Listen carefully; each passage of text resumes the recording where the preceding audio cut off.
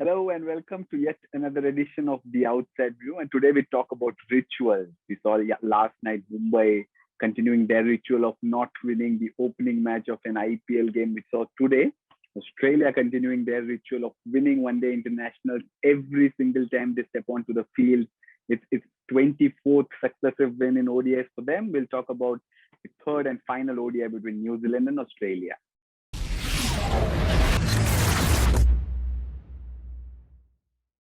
What happened in the game? It was another toss that went Amy Satterthwaite's way. She inserted Australia into bat, and Australia was off to a flyer thanks to Alyssa Healy and Beth Mooney, who opened the batting today. It was 25 overs aside because of rain, which meant that Australia kind of followed that T20I template, sending Beth Mooney ahead of Rachel Haynes, the regular one-day opener.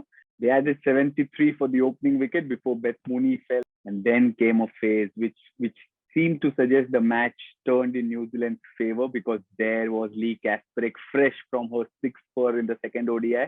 And in 1 over, she picked up 3 wickets, not just one, but three, that of Alyssa Healy, Ashley Gardner, and Rachel Haynes. And at that point, it seemed as if Australia could roll over soon. New Zealand could win the game easily, but it wasn't to be. Australia went on to post 149 in their 25 overs, which proved to be sufficient for them, 21 runs more than needed because New Zealand were kept to 128. They're batting yet again faltering.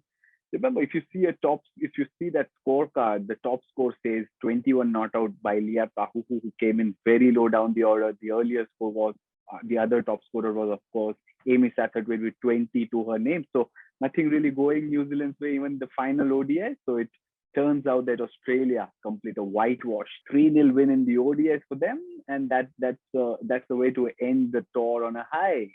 Well, then let's talk about the performer of the match. Alyssa Healy was just the player of the match on the field. There was Leah Kasparik, of course, with her 3 for 24, including a triple wicket maiden, but you really can't look past Megan Schutt and the effect that she had today.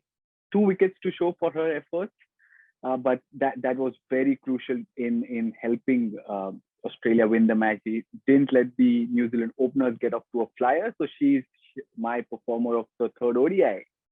Right, let's talk about the moment of the game. The second ODI, we talked about that effort from Ellis Perry doing really well at the boundary line. But today, it was Lee Kasparik again with a 38 kilometers per hour delivery. It was bowled from round the wickets.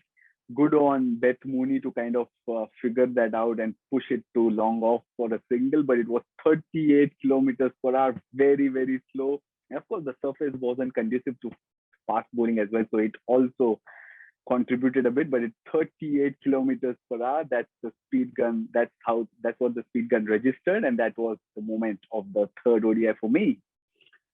Right then, that concludes the tour. It's a 3-0 win for Australia in the ODIs, and it was a 1-all tied affair in the T20Is. We'll come up with a tour review in our next video, but thanks for watching this one on The Outside View.